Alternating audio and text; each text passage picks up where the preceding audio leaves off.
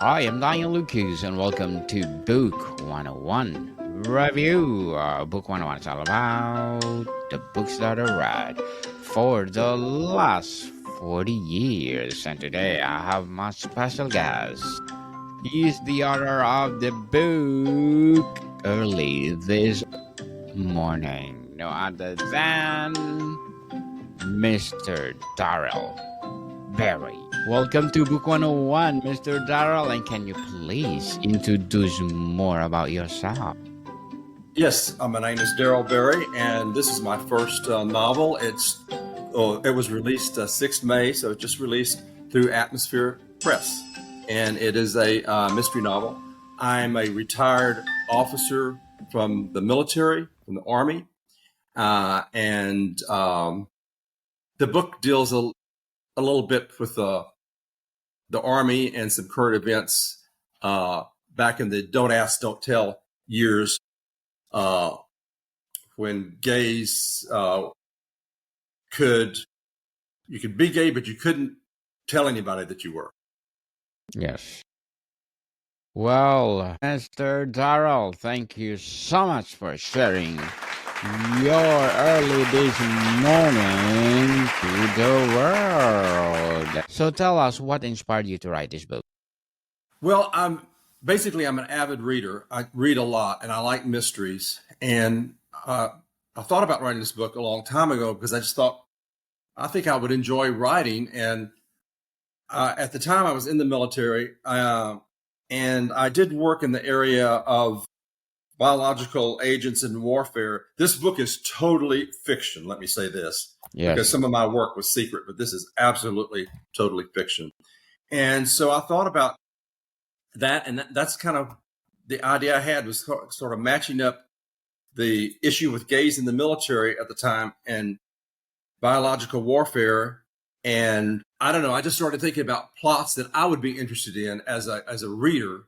So I came up with the idea of some high-ranking officers in the military who were very homophobic and trying to get rid of as many people, gay men and women, as they could. So there so happened to be a very legitimate mission of spying on a foreign country to see if they were making biological agents. The problem was, when we deployed to this country, we would probably have a very, very large morbidity rate, casualty rate. So the officer said, why not send a bunch of gay men and women? You know, they're expendable, and yet we could find out information on this country. And that's the premise of the book. Indeed interesting, Mr. Darrell. And what are your struggles in writing this novel? Well, Lord, gosh, there was many struggles in writing the novel. Developing the characters weren't much of a struggle, but just trying to keep things moving. It's a short book, it's 174 pages. And when I read, I like for things to go fast. The chapters are short, and I meant it for it to be a very exciting novel, mystery novel, that could be a very quick but enjoyable read. So it was challenging to do that. And then just as a novel for a first book, it was just all the regular things that you have. You know, did I say this right? Did I portray this right? And questioning myself. But through much help from other folks, and Atmosphere Press was absolutely wonderful. Their editing staff is just incredible. So I was very, very happy with that. So they gave me a lot of help. Mr. Darrell, how does the title reflect the book's themes or emotional undertone? That's an interesting question that you ask about. Early this morning, the title originally came from just one of they call them Army jodies, when you're marching along and the cadence, the sergeant gives you a cadence, and then the soldiers say the cadence. One of the cadences starts out early this morning about 3:45, and then all the soldiers say early this morning about 4:15, and it goes on like that. That's what it was originally about. But people that have read the book told me that they thought it was about the very last chapter in the book, because the climax, the last chapter, happens early in the morning. So either way, I guess it could either be one of the cadences or it could be the last chapter. What traits or struggles of the protagonist felt most vital to their identity as you wrote? That's interesting. One of the protagonists does not. His name is never given. He goes by. We just call him the mechanic. Everyone else has a name. All the other characters have a name. He was a mole that was inserted into the company. The entire company that went overseas were all gay and lesbian. This gentleman was not. He was very homophobic. He was a mole that was placed in there to make sure everything was kind of going okay. And his transformation, without giving too much away from the book, his transformation from being totally homophobic to the events that happened to him. Well, I'll just say the part of the company ended up saving this gentleman's life. And so he has a total switch from hating the service members to respect. Do any characters embody aspects of your own personality or people you've known? Yes. Yes. A lot. In fact, I would say nearly I did not write a character specifically from a certain person that I knew, and certainly not me, but a certain person that I knew. But they are absolutely a compilation of people that I have known in the past. Nearly all of them, I would say, even the minor characters. And I will say a very small portion of the book does deal with, a little dark, because it does deal with the problem of teenage suicide of gay kids. So I didn't, on that little blip of it, I didn't know that person exactly, but it's so prevalent to why I thought I needed to include something like that in the book. And it fit well with what the book was all about. So, Mr. Darrell, is the setting symbolic, or how does it influence the character's decision or growth? Did you say, is the subject symbolic? Is that what you said? Is it the setting symbolic? The setting of the book itself. Of the book. No, I wouldn't say that it's not necessarily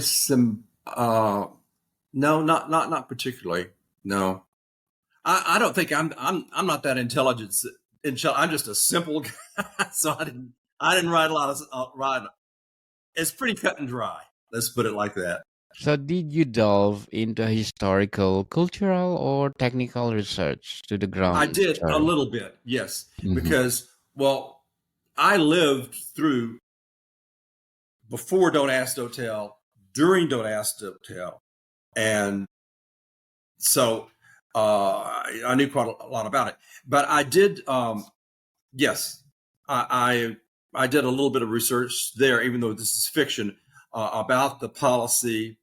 And then I did some research on some of the areas that I write about in the book, some of the geographic areas. So although it's fiction, there are a lot of things that are true. The place, the settings, the happenings, the personalities, that type. Were there other title contenders? And why was Early This Morning ultimately chosen?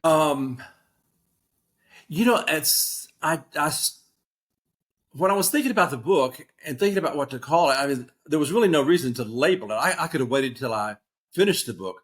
But for some reason, I had this nagging, I don't know why. I wanted to go ahead and label it. And I came in the Army as a private, and then I retired as a lieutenant colonel. But all during the time, I used to love the marching jodies, we call them, these cadences. And this one was I was particularly fond of, and I really don't have any more reason than that. I thought had sort of a catching, title. So Which scenes resonated with you the most deeply and why? scenes, there at the very beginning of the book, the first couple of chapters, there is a scene where there are people in a gay bar, and the military police are about to approach the bar and arrest them. And tipping off the whole idea of people in the bar tipping the folks off and say, hey, if you're in the military, you need to get out of here. That scene happened time and time again during Don't Ask, Don't Tell. So that was a very significant open. It wasn't the very first scene in the book, but chapter of the book, but it came very, very close. Then the realization after everyone was gathered together, and it was time to train and deploy, and people started looking around and saying, what's going on? I know this guy. We're all gay, that rationalization chapter was very significant. And then toward the end, when the plot thickens and we know what's going to happen to the soldiers, those particular chapters are very significant. And of course, the very end, when the good guys win and the bad guys lose, is also significant. How do secondary characters illuminate the protagonist's journey or the center conflict? I think I'm glad you asked that, because to me, the secondary characters are so very important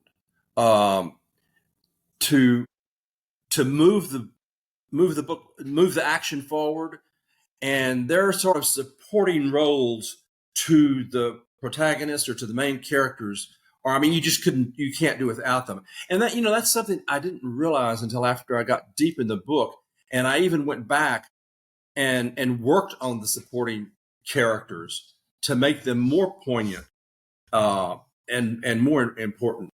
But I guess that was a realization to me as a writer about how important they could be, and I really couldn't do without them in the book. They may be supporting or minor characters, but they're actually very, very, very meaningful to the story. Mr. Darrell, what motivations or complexities make antagonists compelling rather than one-dimensional? Repeat that. I'm sorry, I didn't quite catch all that. Yes, what motivations or complexities make the antagonist compelling rather than one-dimensional? Well, I've already mentioned the mechanic, because he went through an entire transformation. 180 degrees in his thoughts about gays in the military. Then, and that was the most dramatic. The other, excuse me, has to do with a friend of one of the main characters, another Army officer, and he had no idea that his friend was gay, and yet he was in this group of people being deployed. These two men, who were both lieutenant colonels, the realization that they had known one another all these years, and now are just now finding out, that one of them is gay and one of them is, is straight. That was, to me, was a very important realization. I think those two are the most drastic ones. I was going to say that was one exception, but no, that goes back. The mechanic is the main one, though, because it's just a tremendous change of attitude for him. Mr. Darrell, what motivations or what was the conclusion plan from the start, or did evolve organically? It evolved. It absolutely evolved. I had an idea, kind of a very, very basic idea, when I was doing my outline, that what I wanted to happen. But the end of the book did not take place in my mind until nearly the end of the book, literally. It was as I was writing along, as the story was progressing, as things were moving forward, they were going overseas, all these interactions were happening, but I didn't know how it was going to end until I really came to the end. I don't know if that's a common thing with writers or uncommon, but certainly happened with me. I did not know until the very end how this was going to be resolved. Does this story world or characters leave room for future exploration? You know, I don't know. I'm working on another book. It's another novel, another mystery novel, but it doesn't have anything to do with the military but I don't know, because someone is also looking at my book to write a screenplay. So I'm not for sure. They may have some ideas about, a carry on, but at this moment, I don't. But to answer your question, I think it would leave itself open at the very end of the book for a follow-up. Hoping for the prequel or sequel, Mr. Darrell. And as an author, what are your short-term and long-term goals? Short-term would probably be to turn not me personally, but there's someone that's writing that wants to write this as a screenplay, and I would be involved in that. So that is the very short-term goal. Well, other than, getting the book out and selling it, I guess I should say that would be number one. But then the sort of long-term goal is another novel. Good luck to your goals, Mr. Darrell. And what is your piece of advice for those people out there who want to write their own book? Wanting to write their own book? Yes. My advice is very simple, because it's advice that was given to me, and that is just sit down with pen and pencil or computer and write. Just do it, because to me, that's the hardest step. What am I going to write? How am I going to write it? All this kind of stuff. Forget everything. You've got an idea, sit down and start writing. That's what I did, and ended up with a book. Yes, indeed. And thank you for your advice, Mr. Darrell. I hope people listening or watching right now make their own book if they have the passion to write, and stop procrastinating, people. Were there moments where writing the story profoundly affected your own perspective or emotions? Yes. Reflection on the part of the book where people were hunted down for being gay at the very beginning, like I was talking about earlier at the gay bar. And then this scene, I keep saying scene, I should say chapter, with the young man that committed suicide. That was rough to write. And it's actually, difficult to read. I found myself, when I'm reading the book, I get emotional reading that. And I'm thinking, well, silly, you wrote it. So, but it's, that is very emotional for me. Those are the two main kind of, I don't know, emotional, touching, difficult to write.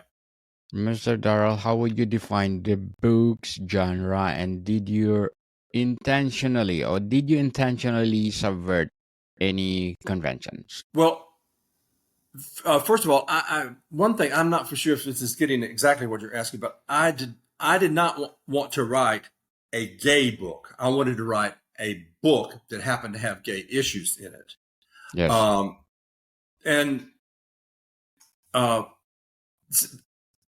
Other than, I wanted people to sit down and then be able to enjoy a novel, but hopefully there were historical lessons in it, because there really was a don't ask, don't tell. Gays in the military really were persecuted. So although there's truth to it, like I say, it's absolutely fiction, but I'm hoping people that read it will have a better understanding about, if they don't already know, about those times and how difficult they were. Mr. Berry, before we wrap up our discussion for today, I'm inviting you to please do listen to my other podcast, people. My other podcast, because my abstract essays are already in 5th season, abstract poetry in 2nd season, book 101 review in 5th season, comedy 101 in 2nd season, food 101 in its 5th season too, geography 101 in 4th season, love letters in 3rd season, and my baby podcast, Mental Health 101, Movie 101 Review in 4th season, and Music 101 in 3rd season, Science 101 and Sex 101 in each 1st season. Please listen to them wherever you listen your podcast. Mr. Berry, how does Early This Morning fit into your evolution as a writer compared to the past or future works? Well, it was my first book, so I guess it's a starting spot, a starting stepping stone, I guess. Yes, indeed. Congratulations, Mr. Darrell Berry, for creating your first book to the world early this morning. So can you please invite our listeners to support your debut novel? Yes. As you mean, as far as where you can get it, I mean, it's on Amazon. Yes, please. Amazon, on where books are sold. Yeah, it's for sure it's on Amazon and Kindle, and we're right now getting it into bookstores. But for sure, Amazon. You can get a hard copy, soft copy, or Kindle. Yes, people, let's support Mr. Darrell Berry, because if you support him, more and more and more empowering books like this to come. So, Mr. Darrell, thank you so much for your time. And thank you very much. I certainly appreciate it. More to come, people. See you soon.